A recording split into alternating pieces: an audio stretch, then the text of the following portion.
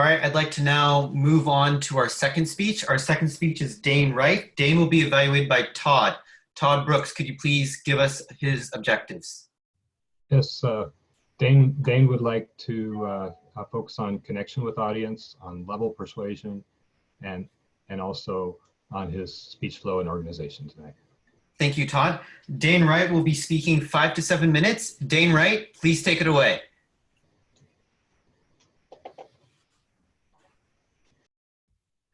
How many of you have ever stepped into a dune buggy? Well, I'm here to share an experience that I had over winter break. There I was, flying through the night, along the desert, bumping through the sand. I switch into first gear, pull the clutch, rip the gas, and we're flying into the night. Next thing I know, time for second gear. I'm going as fast as I can. It's the straightaway. Kick it into third gear. Now we're going about 40 miles an hour over the sand, over bumps. We are flying. Last gear, fourth gear, pull it down, and we are zooming into the night. I have my foot on the pedal, flying into the night. The cold wind blew past me. My friend sitting next to me, screaming his head off. And just then, I see the reflectors coming up on the fence. You see, there's a fence that goes around the property in the desert, and there's metal posts at the very end. So I see the metal reflectors, and immediately I go for the brake, slam my foot down on the brake, thinking I'm going to stop. And just then, nothing happens. There's no brake under my foot. My foot had bounced between the gas and the brake. Now, when you're going this fast in a dune buggy and a metal fence is coming up, there is no time. I immediately pushed the clutch in with my left foot, ripped it all the way down from fourth gear to second gear, and we screeched. Just then, I spammed the wheel around to try and turn as fast as I could. But it was too late. We started going sideways. And just then, when I thought that we were going to make it, the front left wheel I see rising off the ground. From that point on, there were 3 moments. The first moment of being airborne, flying through the air, going upside down. The second moment, bam, upside down. My arm flying out of the vehicle. My left hand holding onto the steering wheel for dear life, upside down. Then the next moment, flying through the air, pure silence. And then again, bam, we're right back up again, covered in dust.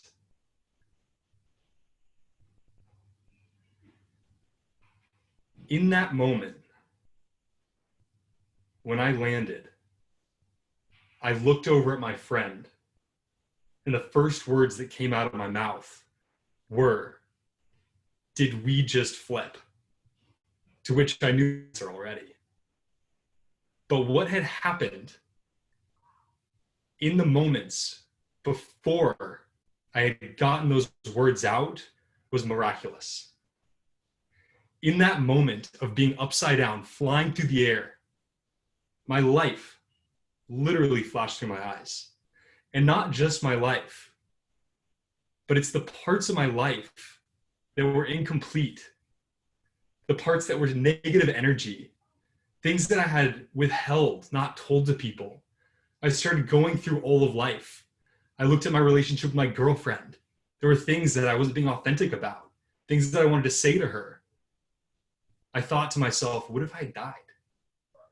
What if I never got to say those things? I thought about my career path. I'd been clinging on, trying to make this thing work, this company, trying to push it and trying to make it happen. But it just wasn't working, and it hadn't been for a long time. I looked at what was important to me. I realized I'd lost sight of so many things that are just so simple, so easy to take for granted. Just then, the splitting pain in my wrist, the splitting pain through my arm had been crushed and was swelling with blood.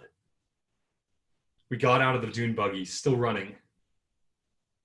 It lost one wheel, one tire was flat, and we realized that we had flipped and the thing was really in bad shape. Now, I tell you this story because you don't need to wait for your wake-up call. Right now, you know what's going on in your life. You know those pockets of negative energy that have flowed into pockets of your life that are sitting there waiting for you to do something about. And they're knocking constantly. It's those things that you constantly think about over and over again, and you let them sit in your life. Now, I wonder if any of you have seen the website stuffonmycat.com. Now, if you're not familiar with this website, the way that stuffonmycat.com gets all of its views are people from the crowd put stuff on their cat, very aptly named. And it's hilarious because cats will put up with a lot of shit on them, right? You can just start piling things on until just then they get upset. And I remember doing this to my very own cat. His name was Zeus. And we pile stuff on him, put a stapler on him, put something else. And he's kind of shrinking his fur and you can tell he's getting upset, but he doesn't move for the longest time. Until all of a sudden you put that last thing on there and it's just too much for him to bear. And he's like, screw this, I'm out of here. And he does something about his situation. Now I call on all of you. Look at all that crap that you're letting be in your life and on top of you. And stand up. Get it out of there. Take a quick look and just feel it out.